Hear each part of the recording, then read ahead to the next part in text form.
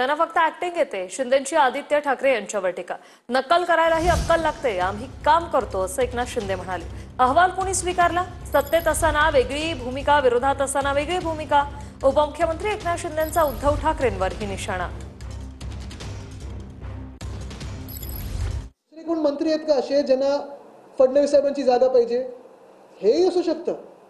आणि म्हणून मी जे पहिलं सांगितलं ना, मी आणि म्हणून बोललो नाहीये. त्यांना फक्त ऍक्टिंगच येते, काम आम्ही करतो. त्यांना नक्कल करता येते, त्याला अक्कल लागते. काम करणारे आम्ही लोक आहोत, फील्डवर उतरून काम करणारे लोक आहोत. घरात बसणारे आम्ही लोक नाही.